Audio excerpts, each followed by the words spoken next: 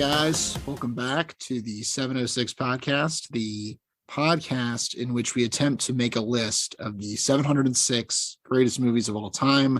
Right now, we're at 702, so we're not going to be doing it much longer, but we're just trying to have fun while it lasts. So this week's movie is Mass, that came out last year, directed by Fran Kranz. This is his first film, his first screenplay. I knew this guy as the stoner character, kind of the Shaggy character in Cabin in the Woods. So that's just how I picture him directing this movie. And Mass is a movie that is a drama, kind of a low-key, realistic drama, very dialogue-driven, that basically features two married couples in a room discussing a recent tragedy, right? And we'll obviously discuss what that is over the course of the episode, but that's the setup. That's all you could really know going in. So I was very eager. I saw this relatively recently, and I was eager to show the co-hosts and just get their take on it. So without further ado, I think I'm going to start with Kirk this week. So Kirk, how did you feel about this movie? Yeah, Tony, I mean, you said this was a Kirk movie last week. I think that's fair to estimate. I would say that our other co-hosts would probably be in agreement with that statement as well. I think it's definitely a film that has a lot of psychological, sociological elements on display that are teased, that are unshown, but referenced or intimated. I think, just starting from the beginning, there's a certain expectation that is put down, an expectation of something that is going to pass, that is going to come to pass, something dramatic, some sort of denouement, and we're not sure what it is. And so this is, I think, the biggest artistic decision of the entire film is to allow the audience to deduce what exactly these four people are discussing, because we don't know, and I didn't check the timestamp, but I would say we probably don't know until about a fourth of the way through the film that one couple's son, Hayden, killed the other couple's son, Evan, in a school shooting. We learn that through the dialogue, but also I would say through the emotional language on display, right? And it takes place in this Episcopalian church. I mean, I was raised as a Lutheran, so a lot of the these niceties, this banality, this character, like I don't know, she must be an assistant or a secretary at the church.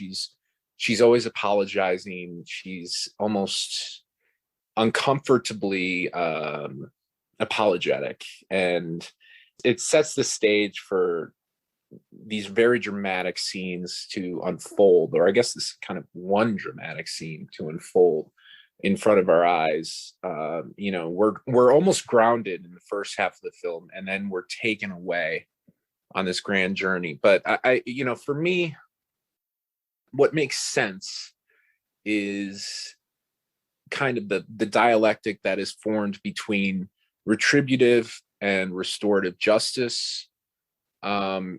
This is a film where I really did feel that if I were a parent, I would have a greater emotional connection or understanding. And not being a parent, I felt that I was trying to make inferences and these kind of, these intuitive leaps that aren't necessarily accurate. A lot of the resonance in the film, the emotional weight, comes down to the idea of forgiveness, the idea of blame.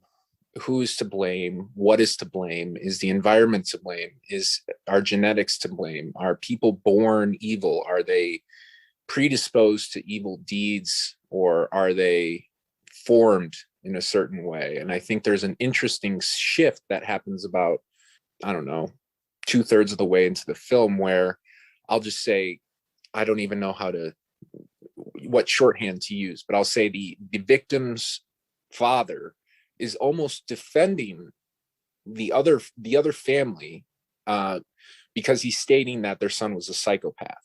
So if their son was a psychopath, there's really not too much blame to be put upon them for the way they raised their child. And the offender's father, the perpetrator's father, is trying to say that no, this was a confluence of variety of factors. So it almost turns to where the victim's father is attacking their son and giving them a pass, but they are not willing to take that. And they want to preserve the idea that their son was not always evil. So yeah, it's this weird kind of transference of guilt onto these ideas or onto these concepts away from people. And it's almost like an abstraction of sorts. And it's kind of confusing at times to really follow where we're meant to side and how we're meant to feel. I think there's a great deal of emotional nuance throughout the film. I think the acting was well executed, I shall say. It made me think of Columbine. I saw a Colorado license plate on one of their cars in the beginning. I know this was filmed in Idaho, but Colorado, obviously the scene of Columbine, which was this kind of seminal moment in America for these types of events. Or at least it was the moment that caught the collective consciousness, the public consciousness and awareness. It was at the same time of these foreign affairs developments in Europe, Kosovo, and all that. And yeah, it was just it was a strange time in America, the turn of the century, right?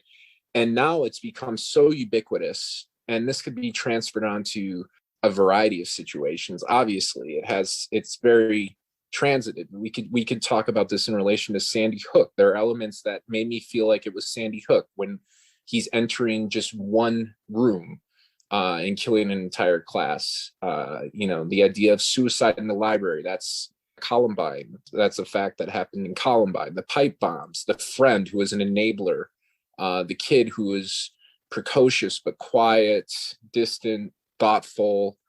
There's a woman, Sue Klebold, Dylan Klebold's mother.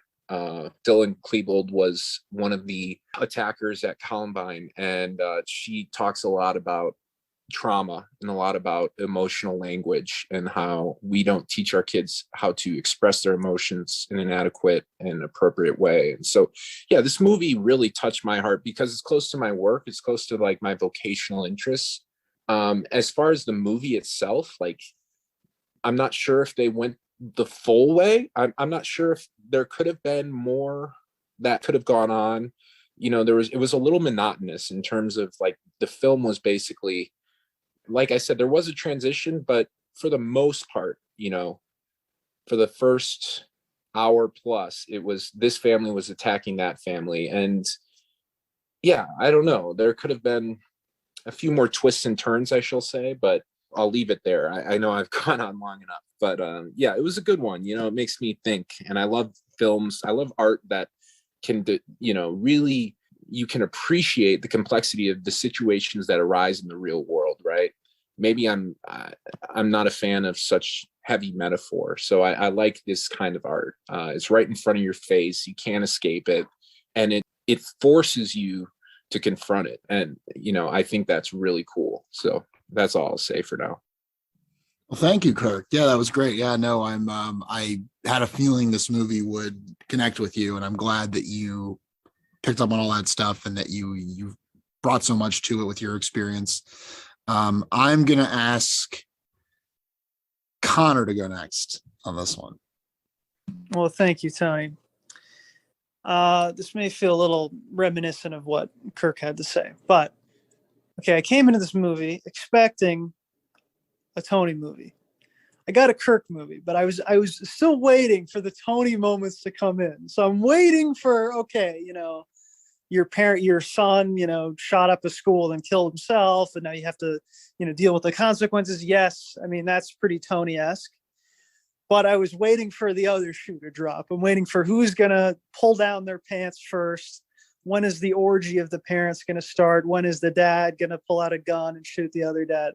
That's sort of what I was waiting for. And I think fundamentally, this is kind of what Kirk said, that I could have seen more reversal, kind of more of an act structure, more of a reversal of what we expected, right? A setback, a conflict, a resolution, and then another conflict that arises out of the resolution. Yeah. This felt as if you had sort of taken the minutes of this kind of meeting. And well, that's not absolutely true. But I think in terms of the way it's structured and written, it is a kind of admirably kind of humble attempt to simply like document, or not document, but to imagine, right, how a kind of meeting like this could go and the way in which it could go well, right? I think it's supposed to be this kind of simple, human document that, thankfully everything turns out as one had hoped, right? That there is this authentic moment of connection and forgiveness. Whereas if you expect from a movie sometimes kind of an authorial kind of commentary, you get a sense that the author knows more than the characters. But in this case, I think the author, the director, the writers are kind of there with the characters and seem to totally share in their, success of the connection that they build. So there's a kind of humility and a love of people and a taking seriously of the meaning of this meeting that I appreciated, but I found like a little bit lackluster, like cinematically speaking. Although, of course, I can't fault the performances. I can't fault the, the verisimilitude, as Kirk said, of the church, the weird little church kitchen, cleaning up after the various groups that use the church, interesting. There's these little characters who we wonder about, how do they fit in, this church kind of, volunteer later. Maybe she works for the church and there's kind of a volunteer kid who himself seems to be kind of a troubled, kind of wastoid, kind of, we need to get him out of the house. Kind of, this is his summer job. We don't want to be alone, with the knives in the kitchen. Get him to do something. So, there's interesting little connections like that. But mostly, it felt as if it was an attempt to kind of imagine, sort of this event that could have been a real event in someone's life, right? As opposed to a true kind of like artistic exploration of themes. I could be wrong there, and we can discuss that more. I would say, though, at the same time that I found the characters to be somewhat exaggerated at times. I think the movie takes upon it itself to exonerate the parents in a way that seems unnecessary. I don't know about you guys, but, though I could understand how the parents of the victim would feel quite angry at the parents of the perpetrator. Yet, the movie somehow I felt was expecting us to also be angry at the parents of the perpetrator in a way that I felt like was just weird, or I felt as if, and it's hard to say. How can I qualify that? But I think the movie kind of went to great lengths to show the humanity of the parents of the perpetrator in a way that, like the movie is kind of mostly about that. It's about unfolding the layers of their pain and what it's like, and, the logical steps that went into how they handled the situation of their very troubled son. And that, of course, is heartbreaking. The idea of like parents like hopelessly, sort of wanting the best for their kid, and their kid keeps screwing up, and the kid lying about his problems, and when that's the last thing the parents, want. Frankly, no, it's a little bit sad. But yeah, that's basically what I have to say. I would say too that I have to say, true to a Kirk movie, I watched it in sort of a Kirk-like fashion. I began to watch it and I was very moved and very gripped by it. And I began to get kind of introspective. And like I said, I need to kind of stop right here and kind of like think a little bit. And so I stopped the movie about halfway through and I did something else. And then I came back and I started watching the movie, and I liked it significantly less. I wasn't gripped. I was kind of like, why is she saying that? Why are they doing this? Like the characters can feel kind of too overwritten in a way, especially the mother of the perpetrator, who I felt like must be like, they should explain that she is like an MD, or that she's a, PhD in psychology. She seems to know so much about these kind of emotional dynamics in a way that made me feel like a little bit that she was overwritten. But anyway, it kind of lost me there. But anyway, I'm rambling on and on. There's a lot to say about this movie. I admire it. I didn't love it, but I think there's more to discuss, and that's what a good movie is all about. All right, thank you, Connor. And last but not least, Anthony, you're gonna swoop in. Are you gonna swoop in here? And what are you gonna do? Well, my response, I feel like, is going to be somewhat surprising for you, Tony, in that I agree and disagree with a number of the points Kirk and Connor made. But first, when Connor selected the movie, he talked about wanting a Tony movie. And to that testament, to that word, I actually watched it like a Tony movie. And you know what? I think that when we think of a Tony movie, it's often done on the joking end of when things go wrong. Night Moves, Simon Killer.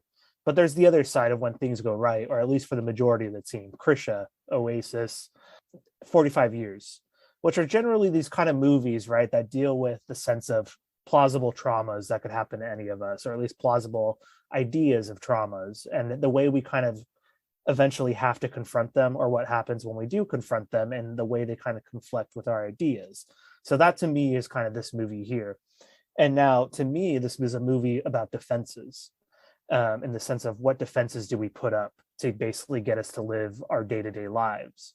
And we see all sorts of different kind of acts being put up, especially as the movie goes on and the kind of discussion happens. And now part of this experience is probably a little spoiled in that when I looked it up and rent it, I did see on the description in the aftermath of a school shooting, which instantly colored probably the first 30 minutes of the movie when we don't know, as Kirk was talking about. But now I'll say this is to kind of make sure I'm keeping this short, is that I think the best way to actually kind of view this movie, at least to someone like me in a kind of Catholic school upbringing, is the great moment from Martha Plimpton's character, the mother of the child who was killed in the shooting or the assault on the school, when she finally breaks down and says she forgives them. Not only does she forgive each parent, but she forgives the son himself, which offers this great, tremendous relief, therapeutic mode for her, something that she's been dying to see. This is an obviously, to me at least, grieving mother, but also a loving mother and a loving wife still, even if they are a grieving couple. But this moment does so much for her, but the greatness of the movie is actually showing the hurt that the mom of the killer and the dad of the killer actually feel in that moment. Because I was thinking that to forgive does offer a lot to the person forgiving, but to be forgiven does kind of provoke a sense of guilt that you may not want to recognize. It's a sense of guilt that says, wait, well, maybe I did do something wrong and I can't just explain it away with stories of my child being that cute baby, as the mother tried to do in the beginning, or with logic that we did all we could, right? There, at the end of the day, there is something fundamentally wrong, and it just happened. And it becomes kind of this interesting moral exercise. I guess we could say, we could put a Kirk spin on it. It becomes a thought moment for us. That's very interesting. And I think the movie, unfortunately, kind of undercuts some of that power by having the mom of the killer come in. I can't remember any of the names already, so forgive me, but having the mom of the killer come in and give that last story about wishing she could take the pain of the son, which to me just felt a little too movie-esque in that moment. I preferred if it had ended on the awkward goodbyes, which just seemed so true to the real life, or the sense of real life that was happening. Anyway, those are some of the praiseworthy moments. But now I have kind of a double-edged sword here, which is that in movies like this, I have a problem in that I think Connor and Kirk were getting a little on this in some of their reservations, but it's all out in the open for me, which is that this isn't a movie. This is a play. And in fact, I feel like I'm seeing Act 1, Act 2, Church Volunteer number 1, Church Volunteer number 2 being played out. And that what I'm getting is not a movie that's about storytelling of the camera, but merely about the actors themselves. And at times I'm seeing capital A acting happen, which isn't necessarily a problem, but the movie never takes advantage of what it is, which is a movie, to deliver a kind of greater impact, I think, for us, which becomes kind of an interesting question of how do we watch this, I think, as opposed to something like The Hunt, which does offer a kind of movie-going experience around kind of moral questions. This movie just keeps us in that claustrophobic vibe of, I feel like I'm in a sort of theater of like 50 other people, and I'm kind of in an intimate room, intimate setting. Would this have then be kind of better if I saw it in a movie theater with 20 other people? Because it felt like a festival movie too at the same time. Like I needed a small sort of group. So I don't fully know where I'm going with that yet, but that was kind of a weird feeling going about it. Overall, mixed things, interesting stuff happening, but ultimately the thematic material, the moral questions are what's kind of the gravitational force of this movie. So interesting pick, Tony. Yeah, thanks, guys. Interesting responses. I wasn't sure what I was expecting, but yeah, I got kind of respectful, but maybe some mixed feelings. I think the sense I get from all of you is maybe there was a little something more. There was a little something more the movie could have done, or it could have developed or complicated itself in some way. And I can understand that feeling. I've had that feeling about other movies, but what I admire about this movie greatly is its purity and its intensity. The fact that it does work with these just humble, small ingredients, that it's such a low budget film that it just basically takes place entirely in the one room and plays this out in a realistic way. And as Connor says, yes, there are moments that it is exaggerated, because how could it not be? This is not how any of these meetings would actually play out beat for beat. But the movie does a phenomenal job of selling that authenticity in the moment. You know, as Kirk always says, the mimetic quality of the scene, just putting you in that space. And just the way the movie opens, how long it takes to reveal what it's about, and just like the shots of the church, you have these two people like getting ready. And I think cinematically, this movie is what it needs to be. I think the opening section is very well directed. I loved the cadence of it, just the patient, the nice static shots, nice and even, just kind of getting you into this rhythm and producing this feeling of intensity. The diegetic music in the background, the piano playing in the background. This naturalism is not something that just happens. This is something that has to be constructed. And I think Fran Kranz did an amazing job of just putting us in that moment and selling that. That opening bit almost reminded me of parts from like a Cassavetes movie or something. It's not quite that level of chaos, but like that, just putting you in this kind of weird moment. And just, there are so many amazing just moments of dialogue in the movie, like little misunderstandings and like the kind of things that people say in real life, but you never see in movies.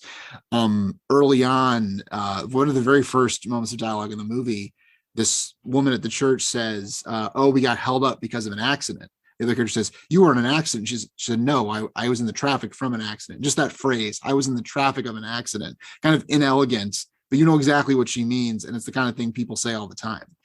And the whole movie is kind of like that. And I love just the meeting of these two couples, the awkwardness of it, and just like it immediately sells the emotional reality. Like it's perfect. It's perfect when they meet. It's perfect when they enter that room. There's this whole confusion with this plant and just the awkwardness of what they're going to do with this plant. And there's so much going on in terms of like, she wants to give the grieving mother this plant as a kind of a sign of goodwill or as a bonding moment. And it's like symbolic, because if you accept the plant, it shows you're open to negotiating, so to speak. You're open to having this connection. If you don't accept the plant, that means you're starting on the wrong foot. So it becomes very important for how they're going to start. So there's this very weird awkwardness with, have they accepted the plant? Where do we put the plant? And it's just such it takes up like 45 seconds of screen time or something, but it tells a little story just in that moment. I love the way the conversation progresses, how it kind of slowly gets in there. Because as soon as they're in that room and sitting down, I'm like, how is this? Because I'd kind of figured out at this point, basically what was going on. So I was like, okay, how are we getting into this? How are they going to access this? And the way they do felt, I thought, incredibly convincing and believable. I mean, unlike Connor, I stayed in that feeling of being in the moment, of being in the movie's thrall for the entire runtime. I think the moment Anthony points out where the grieving mother forgives the other couple and the son, that's the moment when I saw this movie that I knew it was a great film, because I think that's an incredibly ballsy thing to put in your movie. Because think about it. You have this scene where parents who have lost their child has been murdered. And you have one scene of like one conversation, and they're not only going to forgive his parents, they're going to forgive the murderer. Like it kind of beggars belief. It kind of feels like that could never happen. But when it happened, and I saw this movie for the first time, and she says it, I gasped. I couldn't believe that she was saying it. And then what I couldn't believe is that I believed it, that the movie had sold that. And I thought that was tremendously powerful, because I didn't dare to hope for that. I didn't dare to expect that she would forgive the son. And the fact that felt possible, the fact that this movie created a space where that could happen, I found to be incredibly powerful. I like the way the movie is structured with the slow opening and the slow ending, how we kind of linger after this meeting concludes. And I actually really liked the moment that Anthony did not like, when she came back. I got chills when she came back that first time. And the story she tells is really harrowing and moving, I think. But what I think this movie does, in essence, that I think is so impressive is it's about these, basically trauma is internal, injury or emotional damage, baggage, things that have happened to us. It's all internal. It's not visible on the surface. And you can never really understand that unless you've experienced it. You can never really understand someone else's trauma. Even if you've went through the same experience, the particulars are going to differ in some way. You can never access that actual feeling that they have subjectively. So all we get are these little windows into each other. We get these windows into each other's pain, into each other's wounds. And through looking into each other's windows, we can maybe find a moment of connection. And I think this whole movie is about this idea, because I usually complain when a movie doesn't dramatize its media stuff, right? Like typically I would want the movie that's about this topic to just show the topic, just show her relationship with her son, show how he, shoots up the school, whatever, dramatize it on film. The whole point of this movie is not to dramatize. This is after the fact. It's not cinematic. It's not exciting. You're just bored, sad people in a room describing these things. And we're getting this window and we're getting this picture through their words of what that must have been like. And we have to imagine what it would have been like. We have to imagine what it would have been like to be in that room and to see this happen. And it's this window of something that will be forgotten eventually, like the Tears and Rain and Blade Runner, but we get to see it in this moment. And there's this question of, do we have to hold on to this? Do we have to hold on to these horrible things, or can we let them go? What does it mean to let them go? Are we betraying our loved ones if we let them go? But art functions as windows into someone's internal world. And I think that that's essentially what the movie is doing. And I think it does do it formally in some ways. I will say, I don't think it's a perfect movie. I think that that cinematically it is a little lacking at times. There's this weird aspect ratio change like 2/3 of the way through, and it really felt like insecure to me. It felt like an insecure director who's like, oh, this isn't visually interesting or dynamic enough, I have to throw in this gimmicky sort of change that will keep people invested or get people like, ooh, what is that? I think it's pretty unnecessary, and I actually prefer narrower aspect ratio, or the less wide aspect ratio. I thought was more fitting. I also think there's some awkward transitions between the more long static shots and the more chaotic handheld shots. I think there was an effort to use those more in the emotionally intense or frenetic moments. And I think it works sometimes and not others. So I think that's just the kinks sort of being worked out. I think Kranz is still figuring out kind of his style. But I think that there are sequences that are very impressive. And there's moments, I think, that are incredibly beautiful, just in terms of the lighting, the very naturalistic, like sunlight coming in the windows. I love towards the end of the movie, just this shot of just the church office that's just deserted. And you see all the knickknacks on the wall, and you hear diegetically from the other room, just people making small talk. And it's just a moment of just like, I am there. I am in this world. I am here right now. So yeah, so I love this movie pretty much all the way through. But I mean, there's so much to talk about with this movie. I think those moral questions are really the meat and potatoes here. And those are the things we've all kind of glommed onto, just like, what does it mean to forgive? Is forgiveness necessary? Is forgiveness possible? Does this movie maybe paint too rosy a picture of forgiveness? Does it deal with it fairly? So I guess my question is, do you feel that the movie, starting with Kirk maybe, do you feel like the movie explored this in a fair way? Or do you think it kind of cut corners? Like, do you think that this kind of forgiveness the movie depicts is realistic? Or do you think that the movie was trying to go for a catharsis? Or what did you think? Yeah, the aim was the emotional catharsis, right? The crux of the whole film was the emotional climax of the film was when Gail was telling the story about Evan covered in mud, where we really got to, the purpose of that moment was for us to feel the raw pain. She even describes the different senses that were awakened by feeling that and by reliving it. And I think it's a little bit of an idealistic portrayal now that I think about it. I almost would prefer there to be an attempt at forgiveness that ultimately falls through, that ultimately is lost.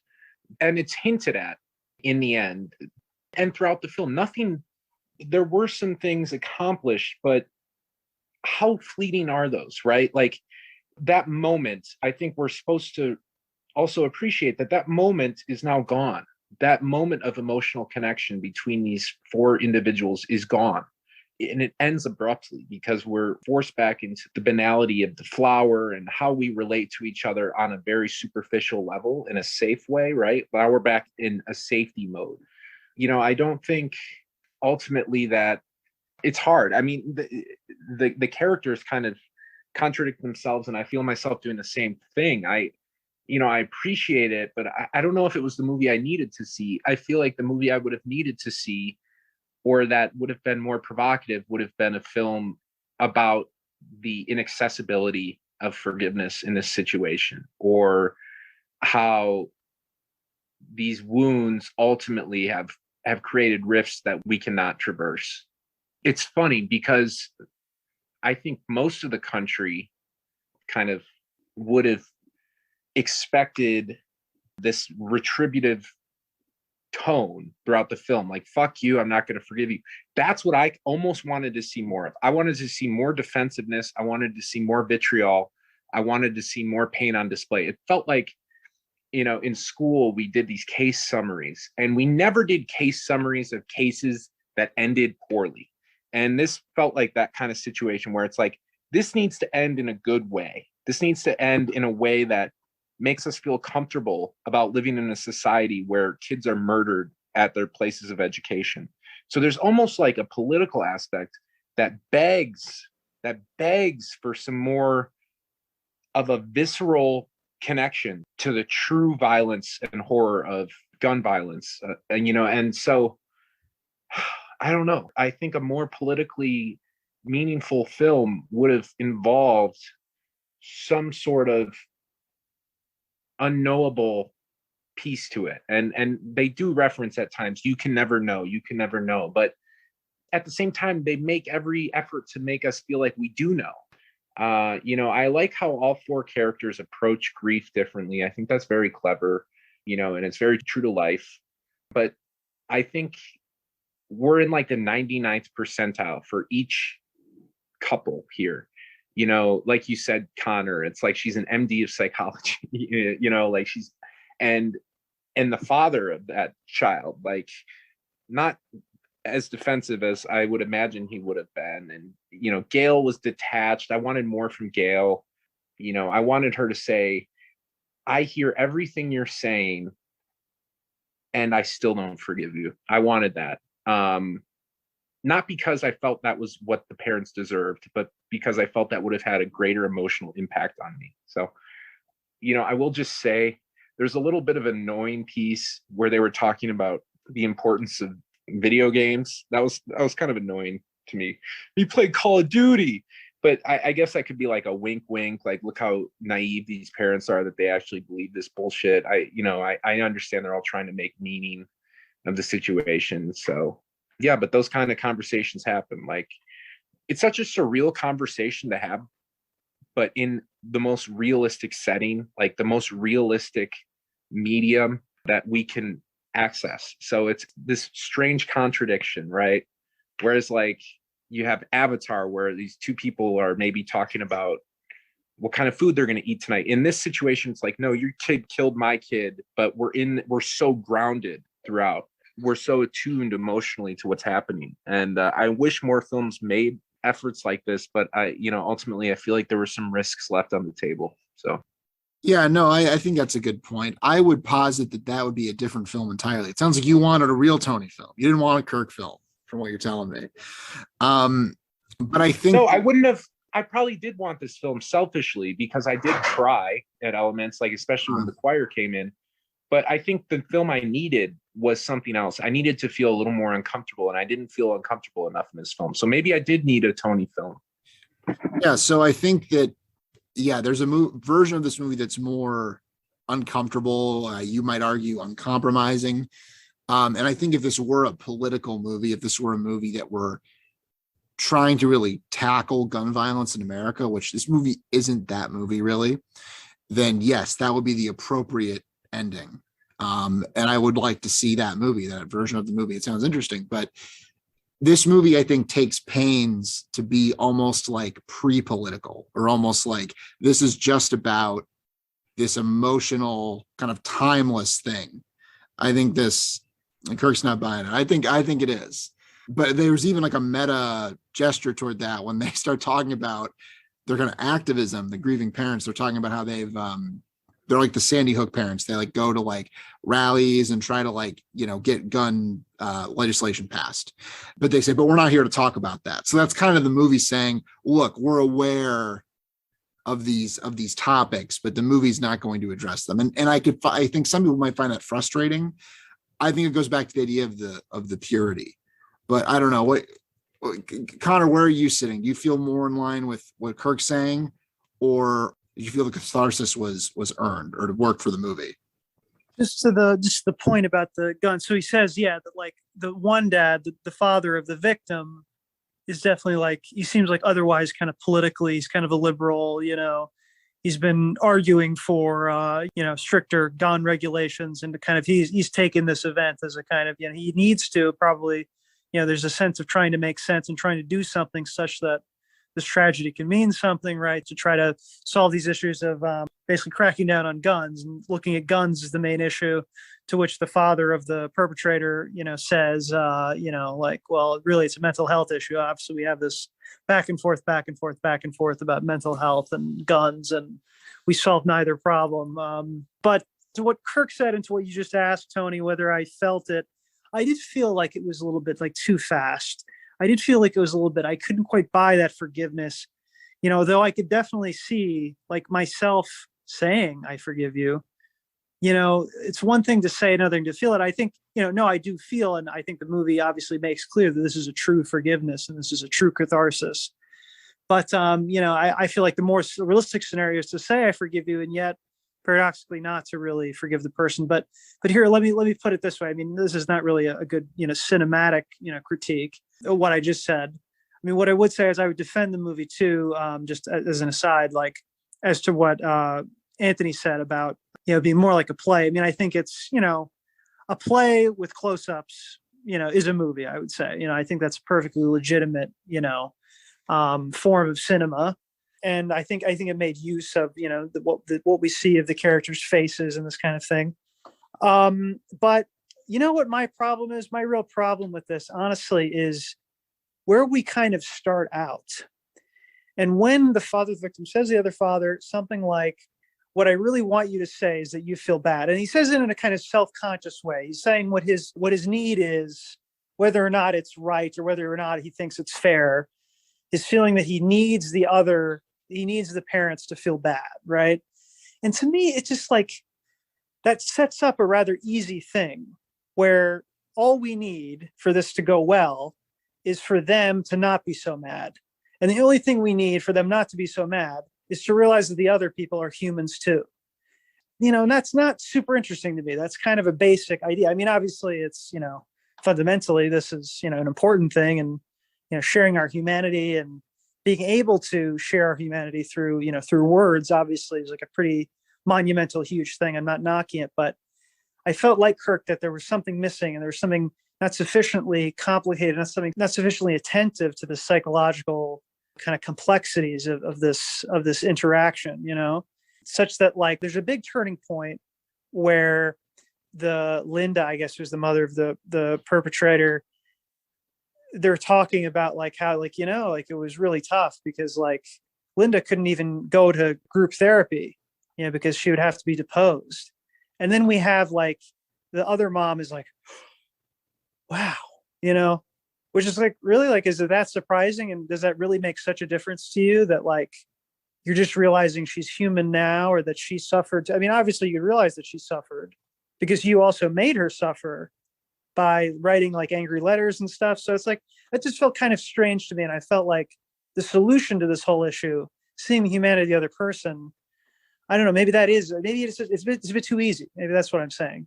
And I didn't feel it in the end when we had the moment of forgiveness. Not to say that in principle I object to, obviously, again, the sublime, power of words and of telling of stories and shared humanity. Obviously, these are important things. I don't want to knock it, but somehow in this particular case, I think we needed a slightly higher wall to climb, for it really to feel meaningful. All right, you so charged? I have a question for Anthony. Anthony, why does this film take place in a church? I just don't get it. You said it was Is there some sort of metaphor there? I don't understand. No, go ahead. No, okay. Very good, Kirk. I'm going to take a roundabout way to answer that, but I'm also going to defend Tony a little. Well, defend the movie, and also argue that the movie is more complex than Connor has given it credit for.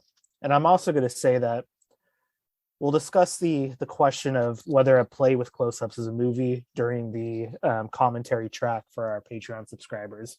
But for now, okay, I think we're taking the forgiveness aspect very universally endearing the way the movie presents it, which is the emotional crux of the movie.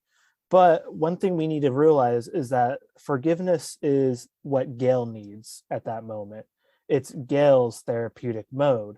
And as we all know, is any kind of therapy will tell you in response to a trauma, of course, is it's not necessarily like the next day is going to be easy. It may be, but it may also be hard. The next day after that may be hard too, because naturally things are a process and they're forever a process. But I think the real key to kind of complicating the movie is to think about Jay, right? The husband, grieving father. So Jay, I think the key to thinking about what he needs though is something that actually is very difficult for him. And it's something that's actually left somewhat unsaid, because throughout the kind of beginning part of the movie, what's he doing is making fun of Christ. He's making fun of the sort of Christian invention of the devil, as he calls it, in the sense that like the devil is this kind of all-consuming evil. And yet throughout the kind of presentation of the conversation, what is the one thing he seems to want is the parents of the other side to admit their son had a sort of innateness to commit this act, which holistically seems very similar to what a Christian views of the devil as inherently evil. There is no kind of problematic nature of this, except that it is a problematic nature. How do you deliver that, though? So I would beg the question of, by the end of the film, if the catharsis he does receive isn't necessarily a catharsis of forgiveness or one brought on by it, but it's one brought on by seeing a wife he really loves achieve that. And one thing to also keep in mind throughout the movie, I think, is they're talking about their therapy that they go to and what the therapist has told them to, which could have problematic repercussions, but they're kind of trying to keep on track. They're moving towards that goal because it seems like it's already established from the onset of what they said they were going to do in this conversation. And then finally, I'll just say, I mean, I'm really harboring on the kind of Christian part of forgiveness. One, because it really seems to be the formulation I'm familiar with. And not to say it's without controversy, harm, or difficulty, but it has caused some good. But I'm harboring on it because the movie's called Mass. And what is the most famous thing, or one of the more famous aspects to Mass, right? May God forgive my enemies and their trespasses against us. The movie wants to sort of supply, I think, a kind of version of that in these characters. But I think it's not so easy for the husband. And I don't think it's so easy that he's necessarily done with this. I think he still has his own grieving to go through. And I think the plant by the end becomes a metaphor of the way we still have to kind of unravel this and the things kind of grow in ourselves forever. And it's never something that just goes away. So that's what I'd say. And I hopefully that made sense. No, Anthony, that's great. I loved what you said about Jay as well, because I do think he is a very interesting character. And I think that, yeah, he has this sort of like, it does feel almost like a commentary on like masculinity or patriarchy in a way, or just this idea of like, he has this grieving to himself. Like this meaning he sees right or wrong as being for his wife. Like this is the thing he has to do for his wife and get her through. And there's something kind of sad and unfortunate about it, but there's also something kind of beautiful about it. And to see him find that catharsis in her forgiveness, because she asks him, if I don't say it, meaning I forgive you, will you say it? And he can't say it. He's like, I don't want to. It's like he doesn't even want to go there. He doesn't even want to think about that. And let me just add real quick, because like it's interesting that the way you said about the masculine part is like the one really obvious cinematic moment too is when it cuts away from him having that emotional outburst. It goes to the field, the school, and the ribbon on the flapping in the wind. So we don't even see his kind of outburst the way we do the mother and the other dad. It's kind of interesting.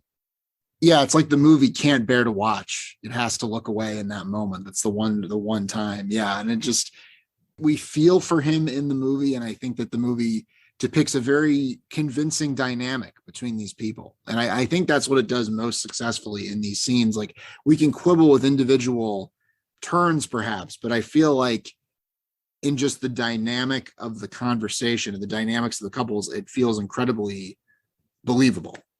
So would you guys want to move on to voting then? I just have a question and it's kind of almost a response to what you said. You think that this is like a pre-political, you said, like, this film would not enjoy the level of the success it has enjoyed, or it would not have received the attention it did. Successful. Yeah, it's pretty well reviewed, right? Am I wrong? Well reviewed, but it made like no money and it's not getting awards buzz really. But anyway. Okay. Well, I didn't know, I think it will be held in high. Right. Yeah. No, it's a well-reviewed movie among people who've seen it like.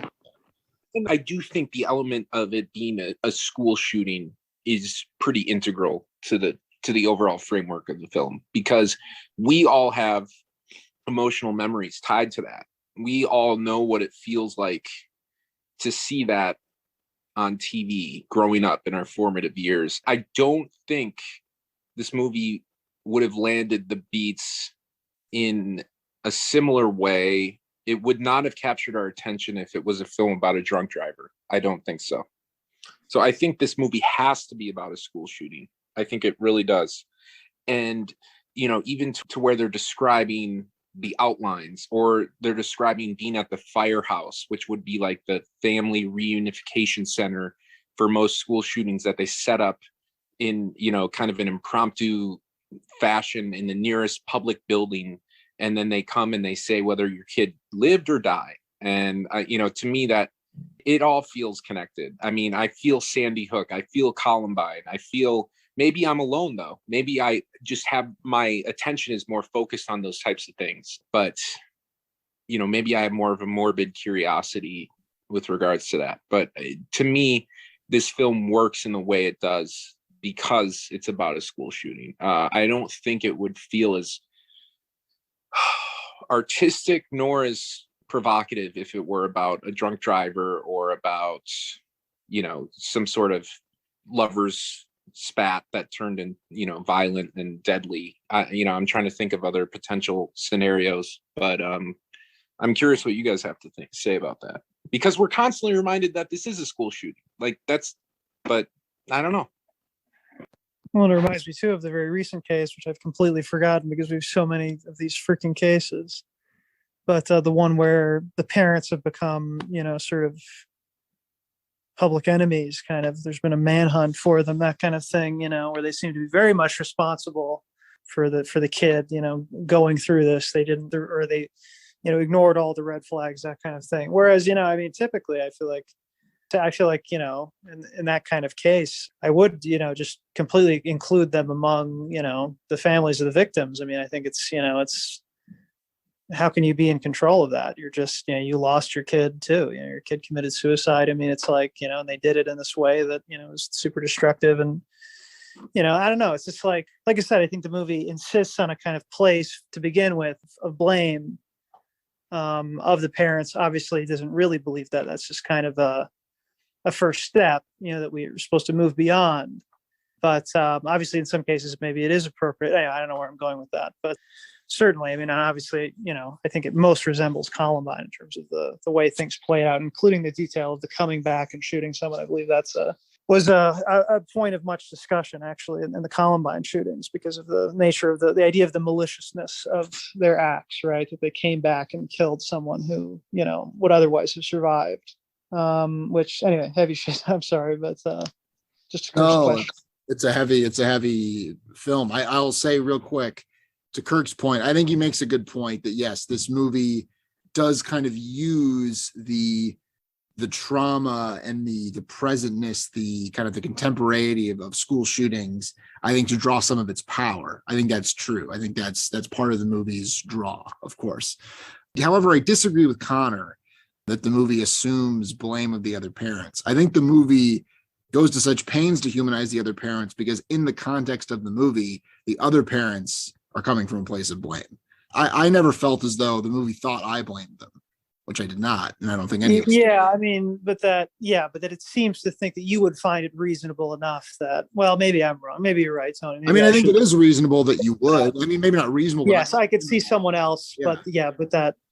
but yeah, maybe I'm going a bridge too far by saying that the movie also expects us to kind of blame them. You're right, Tony. So I take think that that's back. an essential step in the movie's arc, is to have that, to spend as much time. And I think that material is some of the most powerful in the movie. And I would not want to skip over any of that. But Anthony, what did you have anything on this topic? Whatever the topic was.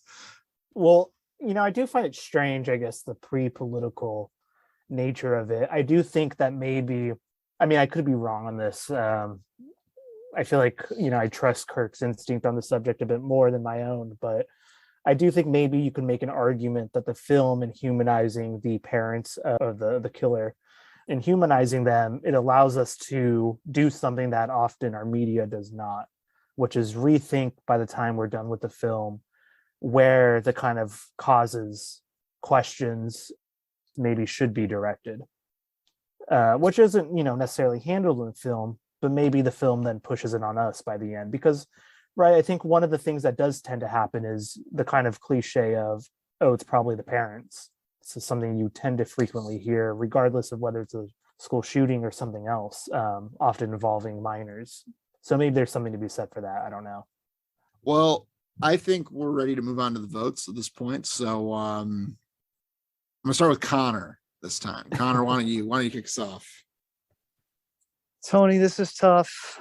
This is tough because I agree with the way you describe the feeling of the reality, the naturalism of the opening, and just that the kind of butterflies in one's stomach as one's going around setting up a room. There's something we don't see that in movies, and there's a new level of naturalism that was reached, and that I find is of great merit.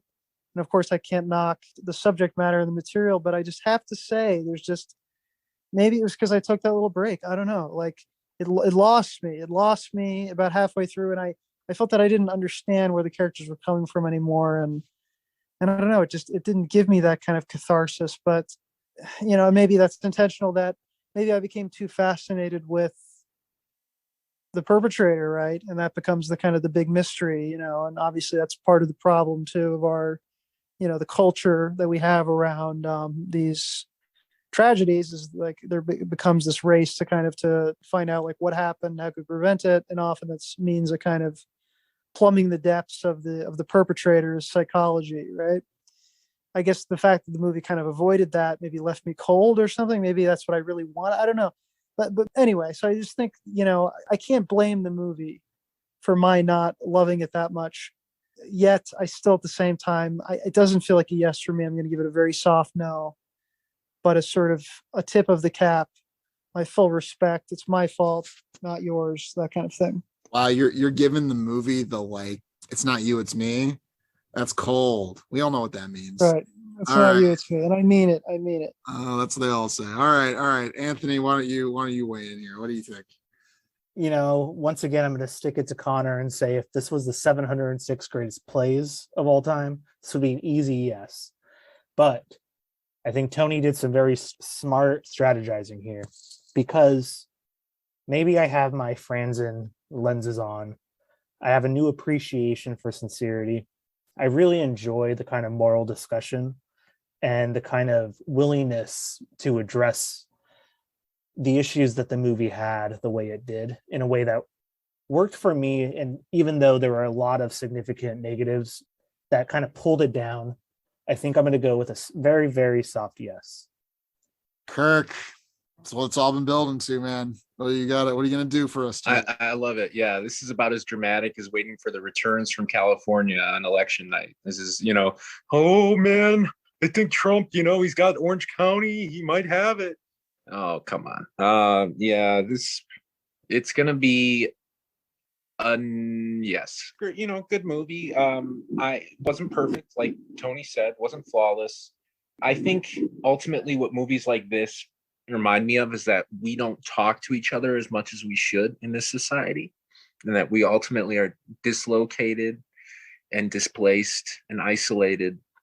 And movies like these are so powerful because they show the conversations that we could potentially have with each other, and maybe the wounds that could be healed or could be at least acknowledged, like to say, hey, I see you're bleeding, but I can't do anything about it, but I'm telling you that I see it. Those types of conversations I think are really important, and I think if we as a collective society could move more in that direction, we'd all be healthier, and we'd also probably have a better society for it. But yeah, so that's a yes. Those are some beautiful final words, Kirk. I totally agree. I'm glad it got in. I actually, before we move on to the next segment, I had a kind of a question for you guys on the topic of this movie, kind of related. Do you think there has been a definitive movie about the American mass shooting? Do you think there's been a movie that really kind of sums it up, or it feels culturally significant in some way? Are there any that come to mind for any of you? You mean besides Patriots Day by Peter Berg? Well, that goes without saying. Yeah. Yes. Okay. Where they're interrogating the woman with the hijab and making her look like she's complicit in the attacks because she's not saying anything. No, Bowling for Columbine for me, and it might just be the age at which I saw it, or when it came out. I was like 10 or 11. Maybe it's 2002, so I was 12, probably 2 years after Columbine. Felt, pretty important, but I don't know. I feel like, Kirk, you'd call me out on this for my age, which is that, like, I feel like Bowling for Columbine at the time, but I feel like I never hear about that anymore. And what's interesting is I would tell Tony, no, I don't think there is like one or even two movies. But this year alone, like, what did this come out with last year? Well, the new one, though, is I was just talking to Shay about this, is The Fallout seems to be getting a lot of younger people's buzz, which is a new movie that just came out about the aftermath of the school shooting. But it's from a kind of two girls and their friendship that develops after it. So I don't know, maybe that will be it, but I would say no to your question. Well, Tony, that's a pretty easy one. I think you're already very familiar with it. I'm referring, of course, to a certain little-known director, Ben Shapiro, created a film, a sort of action movie take on the school shooting, where I think it's kind of like there's a girl whose dad has taken her out hunting before, and that's how she, manages to avert the school shooting by shooting, of course, the shooters.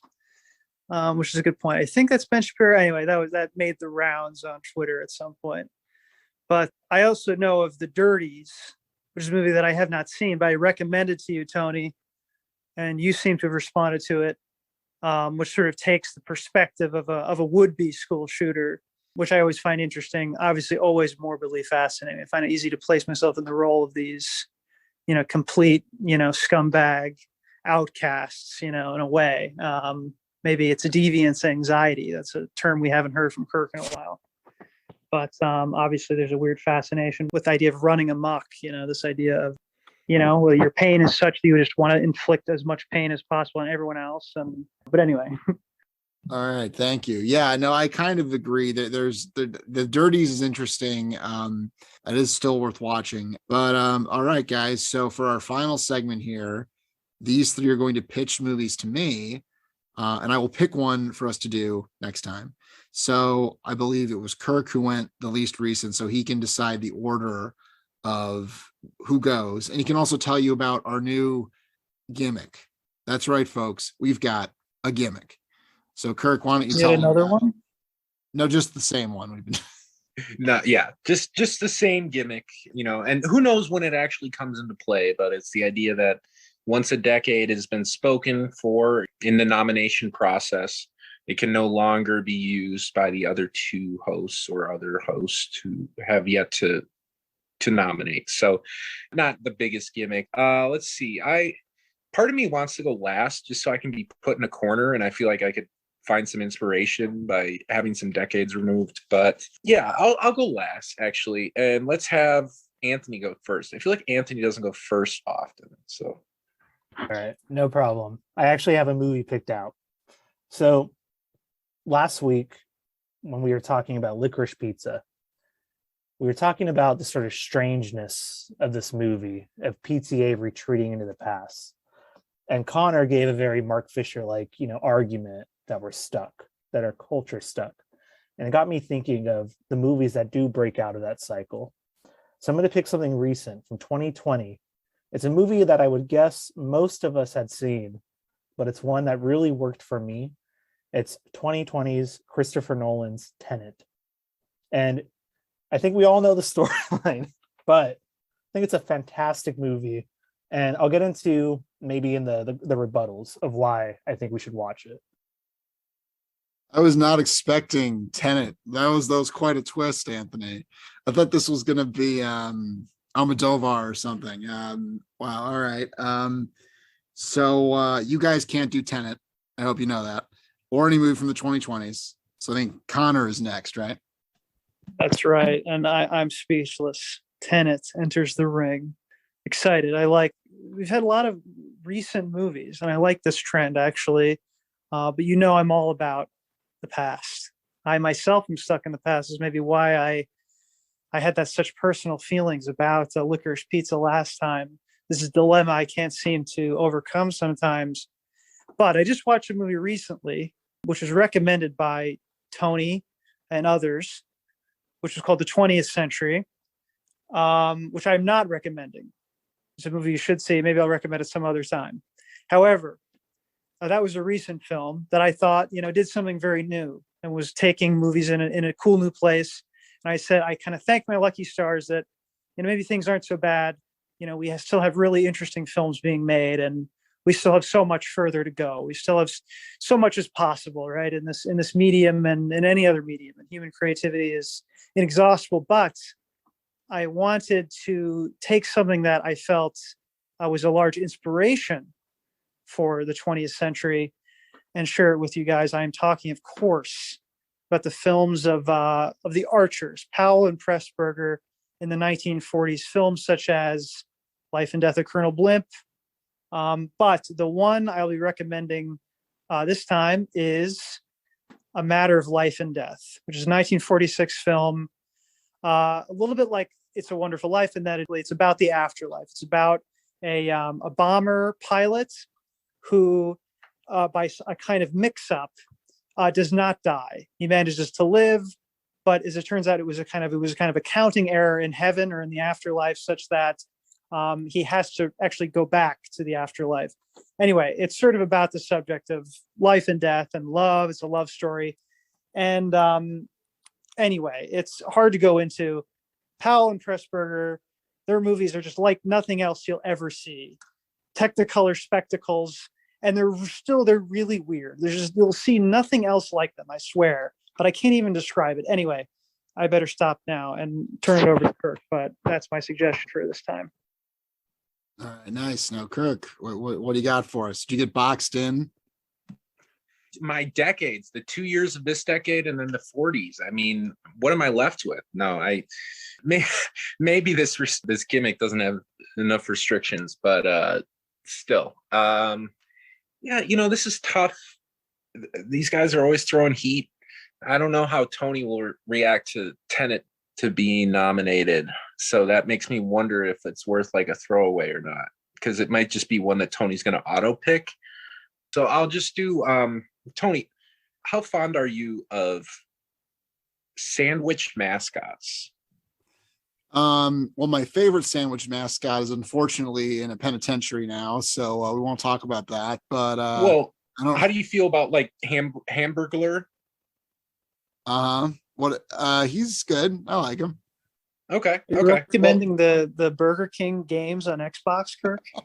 Oh, sneaking. Are you recommending the Burger King commercials? Sneaking. No. I am recommending a movie from 2002. This is like my wheelhouse, right? Early 2000s. Movies are changing. Movies are starting to become a little more, like think about the difference between, I don't know, Face Off and Mass. Like I like how early 2000s has like a little bit of both. The sandwich mascot I was referring to was, of course, the Count of Monte Cristo. This is 2002, directed by Kevin Reynolds. Oh, it's actually based on a novel. I didn't know this. Written by Alexander Dumas. Just kidding. So yeah, of course, famous novel. Anthony is licking his chops for a literary analysis. So is Connor. It's starring Jim Caviezel. He's kind of a nut job nowadays. He was obviously Jesus, Passion of the Christ. Guy Pearce. We all love Guy Pearce, famous for the villain in Iron Man 3. That was his most memorable role. And then there's also, there's some other really good. Henry Cavill. Henry Cavill is in this film as well. Young Henry Cavill, obviously 2002. I mean, yeah, I don't know. It's a great story, of course. It's lasted this long. It's still in our memories. And I think it's artfully directed. There is some artistic prowess on display. The set pieces are excellent. The pace of the film. It's always hard to make sure you can turn like the centuries old novel into something that really works in a modern film and can be enjoyed by kids and parents alike. And it's just straight up good. And I think it's underrated, and I'm curious if any of you have seen it. So anyways, that's my nomination. I think it would be fun to talk about. How about that? Fair enough. All right, so it's time for rebuttals. So let's do it in the same order. So Anthony, why is it a 10 out of 10? Oh, nice. Well, let me start. Connor's film has been on my list for a very long time, for years, in fact. But I loved everything about those two directors and the one that did Peeping Tom, whose name is slipping my mind. Very interested in watching that one. Kirk, I see it. I'm looking at my screen. I think I have Monte Cristo right here. So I don't know if I need. No, I'm just kidding. Yeah, I'd be very interested in watching, a kind of adventure film. I don't think I've seen it. It's not coming to mind, but I have a soft spot for that type of filmmaking and the classic revenge tale unfolding. So I have nothing to say against that. Tenet, I mean, I don't know when the last time you saw it, if you've seen it, everybody, but when's the last time we did something that's won a spectacle on this? We've had kind of some serious stuff, maybe Once Upon a Time in the West, maybe Sphere, but a real kind of big blockbuster, interesting sort of picture, kind of Kirk line there to argue for it, but also to think about it as the kind of takes that happen online. Sure, it's a film about climate change. It's a film about our presidential and democratic downfall. It's a film about, the kind of globalization run amok. But to really think about this as a movie of us being haunted by the future, the kind of idea of an incoherent history, but in that incoherence, realizing something interesting, something new and something different. And this may be a glass type pick for you, Tony, but for me, this movie really worked, actually. And the more time I got away from it, the more I realized I loved it.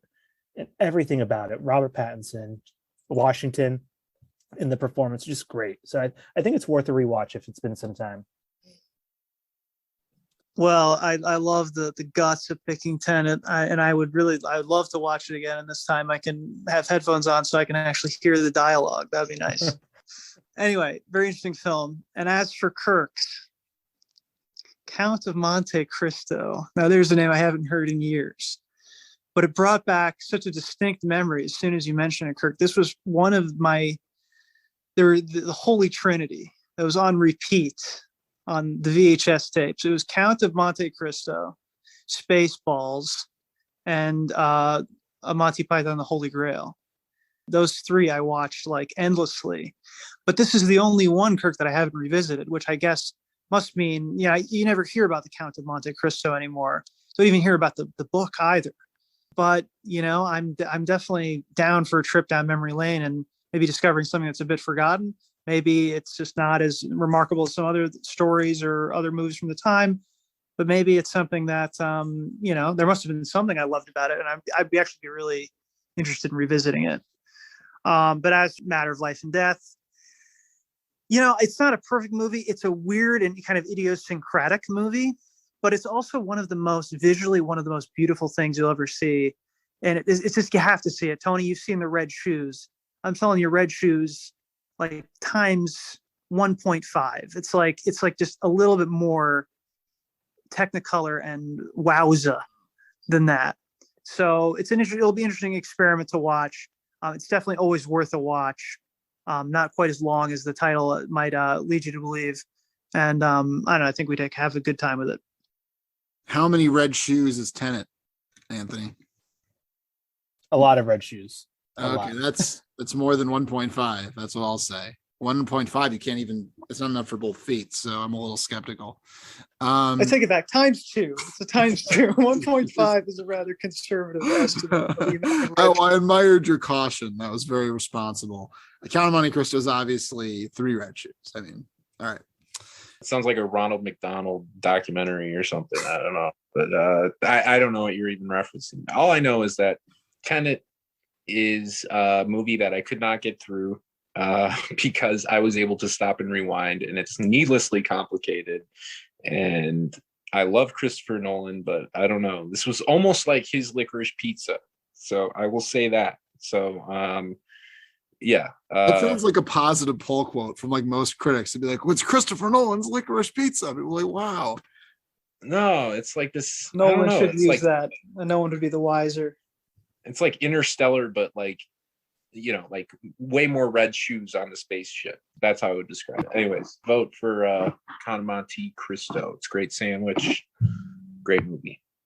Okay, here's my thinking here. So Colin Pressburger, cool. Red Shoes is great. Black Narcissus is great. It's been a while, but that's one I've heard people talk about for a long time. That's definitely the eat your vegetables choice. That's if I want to be a good boy. If I want to go to movie heaven, where Ebert will kiss me delicately on the forehead, that's the one I'm supposed to pick. But I'm feeling a little bit naughty.